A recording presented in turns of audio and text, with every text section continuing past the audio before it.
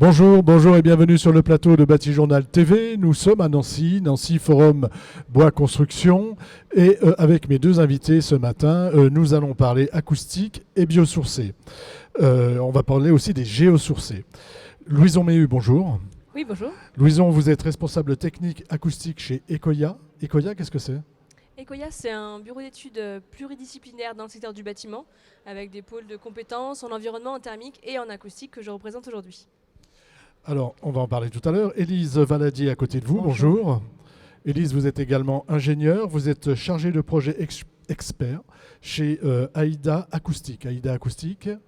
AIDA Acoustique, c'est Atelier indépendant d'acoustique, un bureau d'études d'acoustique spécialisé en acoustique architecturale, qui investit depuis des années sur la recherche et développement sur des solutions bas carbone, écologiques et innovantes. Alors, on va parler avec vous d'un projet sur lequel vous avez travaillé avec des matériaux biosourcés et géosourcés. Mais avant, je voudrais vous poser une question. Est-ce qu'il y a un problème quand on parle d'acoustique, de biosourcés et de géosourcés ? Non, il n'y a pas de problème en acoustique. Pas de problème. Non, moi je plaisante. Il y a évidemment des choses qu'on a besoin de travailler. On va en parler aujourd'hui sur les différentes solutions innovantes biosourcées et géosourcées. Voilà, mais ça se travaille, on va dire, comme des matériaux conventionnels. Comment ça se passe ? En fait, ce qu'on ne sait pas aujourd'hui tellement, c'est caractériser les briques de terre crue dont on va parler dans notre présentation. Donc, ce n'est pas vraiment un problème, mais en tout cas, il y a des travaux de recherche à développer sur ces sujets-là. Est-ce qu'il y a des points sensibles par rapport à ces matériaux ? Oui, il y a des points sensibles, notamment en termes de conditions de montage, avec des sujets de transmission latérale, des sujets de fuite acoustique possible au niveau des joints, au niveau des enduits, au niveau du montage, au niveau des transmissions latérales dont on parlera aussi tout à l'heure. Voilà, autant de sujets qu'il faut investiguer. Voilà, il faut faire attention, quoi. Voilà. Mais ce n'est pas plus compliqué qu'autre chose. Non, c'est juste qu'aujourd'hui, il y a encore pas mal de paramètres qui sont méconnus. Alors, on va partir sur le projet que vous voulez nous présenter. Je ne sais pas si c'est vous, Louison, qui allez nous le présenter. De quoi s'agit-il et sur quoi avez-vous travaillé ?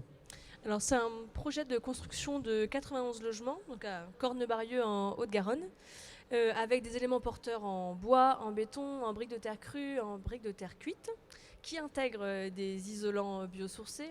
Donc, il y a eu de la fibre de bois, du lin, du chanvre et de la laine de mouton, que ce soit en doublage, dans les refends, dans les gaines techniques, etc.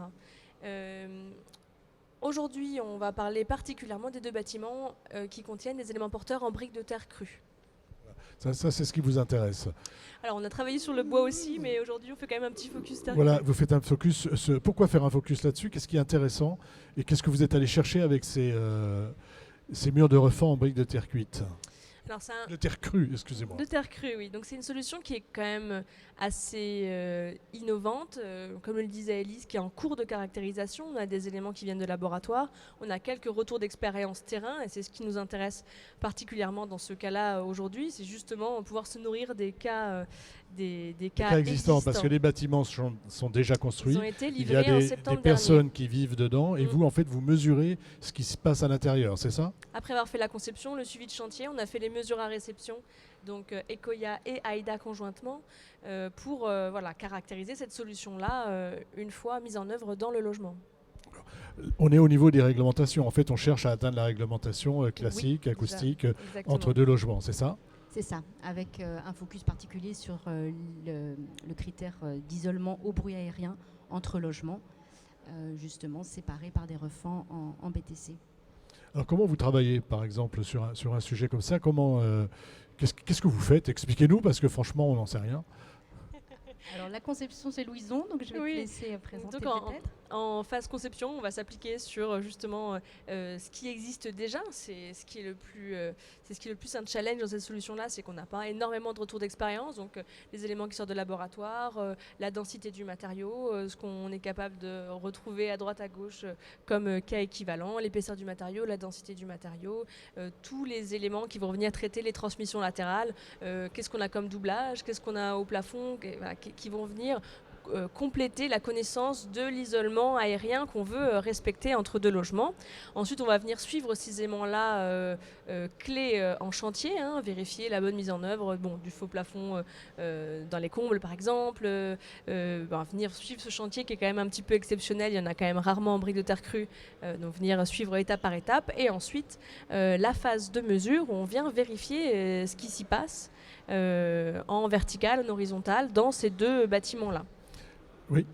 Et si les objectifs visés par le Voilà, projet sont bien atteints. Ça, ce sera ma dernière question. Exactement. Mais avant, ce que je voudrais savoir, c'est comment est le complexe, comment est ce mur? Est-ce qu'il a été laissé à l'état brut? Est-ce qu'il est doublé?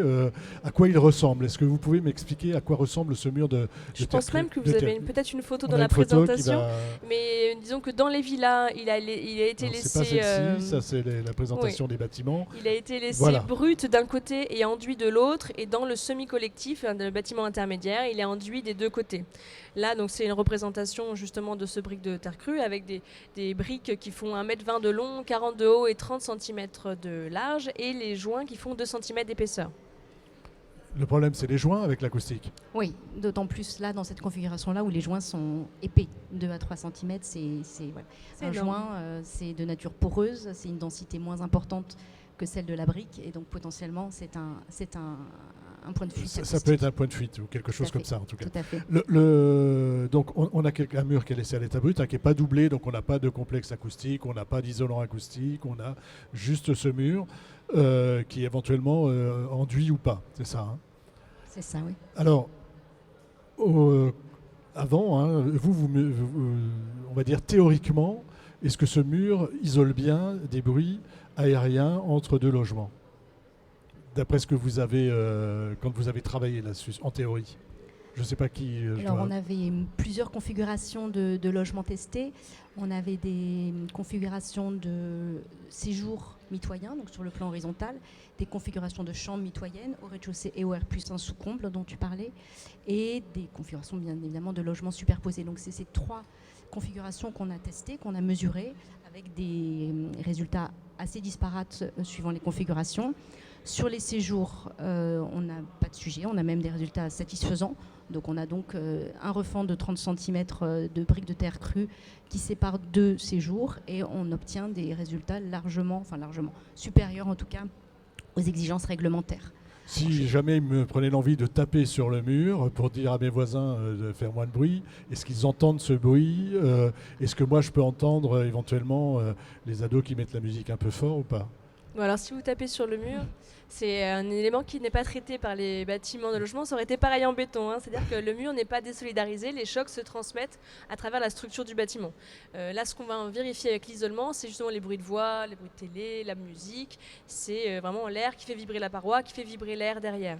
Et là, voilà, suivant la configuration, on a des résultats qui vont de relativement bons. On a, dans les cas les plus défavorables, qui sont les petites pièces en acoustique. Les petites pièces sont en général ont des valeurs moins élevées, puisque c'est un cas plus défavorable. On a quelques valeurs qui sont légèrement en dessous de la réglementation, qui sont dans la tolérance de mesurage. Mais voilà, on a des points de vigilance qui nous donnent envie d'aller vers une solution un petit peu plus prudente. On a quand même à plusieurs endroits des résultats qui sont meilleurs que ce à quoi on s'attendait.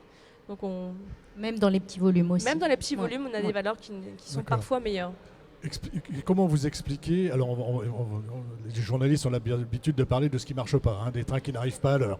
Donc, on a compris qu'il y avait des trains qui arrivaient à l'heure, que ça fonctionne correctement, mais parfois, il y a des petits problèmes. Comment vous expliquez ces petits problèmes et quel type de correction vous pensez pouvoir y apporter? Oui, donc dans les problèmes qu'on a pu identifier, qui sont des potentielles fuites acoustiques, tout n'est pas non plus prouvé, mais il y a un sujet de fissuration des briques lié à un tassement différentiel. On est sur des fondations poteaux-poutres sur vide sanitaire, donc il y a potentiellement une flexion qui a fait que ça s'est donc tassé. Il y a des fuites donc au niveau des joints, on en parlait effectivement, avec des joints poreux qui sont assez épais aussi dans ce cas de figure. On a des fuites acoustiques qu'on a pu détecter. Alors là, potentiellement, c'est peut-être des conditions de montage sur chantier, mais au niveau des chambres, on a des qui sont situées sous des combles perdus, avec faux plafond en plaque de plâtre. Le refend est bien interrompu. Voilà, donc là, on peut avoir Voilà. une petite fuite parce qu'il y a un passage. On a potentiellement une fuite à travers les combles, effectivement. Et puis aussi au niveau de toutes les jonctions périphériques, et notamment dans ce cas de figure-là, avec la façade, qui elle était construite en briques de terre cuite, creuse, mais non doublée intérieurement. Donc là, potentiellement, au niveau de la jonction et des transmissions latérales, on pourrait plutôt être défavorable d'un point de Oui, vue parce qu'on a acoustique. une isolation extérieure, c'est Voilà. ça Tout à fait. L'isolation, Et elle est en- thermique extérieure et un doublage intérieur aurait permis de traiter cette transmission latérale. C'est un cas particulièrement défavorable de ce point de vue-là. Ouais, et en gardant mon isolation thermique par l'extérieur, comment je peux traiter cette jonction? Avec des matériaux résilients, avec Avec des joints, des joints? avec effectivement des doublages intérieurs lorsqu'il y a besoin de traiter cette transmission latérale. Donc globalement, on va dire plutôt positif, Des Voilà. résultats très encourageants, oui. encourageant, avec des points de vigilance. Voilà. Et C'est ça. des Exactement. sujets qui restent à explorer. D'accord. Est-ce qu'il y a d'autres... on va continuer. Est-ce qu'il y a d'autres choses qui sont à dire et à mettre en avant sur ce projet du point de vue acoustique? Alors pas forcément d'un point de vue acoustique, mais on a eu un retour d'expérience du maître d'ouvrage et des entreprises justement en chantier. On a eu leur retour que la pause avait été 2 fois plus rapide que ce qu'ils avaient anticipé, donc un point assez positif sur chantier où le timing était quand même un gros sujet. Et on a déjà eu des premiers retours pendant justement les livraisons, les levées de réserve, d'une fraîcheur dans les logements, qui est quand même un des raisons pourquoi on fait de la brique de terre crue, c'est avoir accès à l'inertie dans les logements Voilà. et avoir cette fraîcheur-là. Intéressant à Toulouse. Dans la Haute-Garonne, oui, c'est très intéressant. Et de votre point Une de des vue? qualités de la terre crue. Hein. Oui, pour l'instant, on a eu un bon retour, mais voilà, par les équipes justement qui faisaient les levées de réserve, on attend le retour des occupants l'été prochain. On ira les recueillir. Voilà. Mais vous les avez déjà interrogés ou pas? Vous avez déjà discuté un peu avec eux? Alors, on a déjà discuté avec les occupants sur cette partie-là. Pour le retour sur le confort d'été, il faudra qu'on attende quand même l'été prochain. L'été prochain. Ils ont emménagé en septembre-octobre, c'était confortable, mais on attend le pire de la saison pour être sûr. Voilà, les 40 degrés pendant 10 jours. On a tout dit? Bah écoutez, merci. Merci d'être venu sur le plateau de... Vous à vouliez vous. ajouter quelque chose? Non, merci à vous. Merci d'être venu sur le plateau de Bâti-Journal TV pour nous présenter donc ce travail que vous avez fait dans ce bâtiment en terre crue sur les problématiques acoustiques. Une émission, un temps d'échange à retrouver comme tous ceux que nous enregistrons ici sur notre site internet Bâti-Journal TV et sur les sites de nos partenaires que sont évidemment le Forum Bois Construction et France Bois Forêt. Merci à vous. Merci. Merci.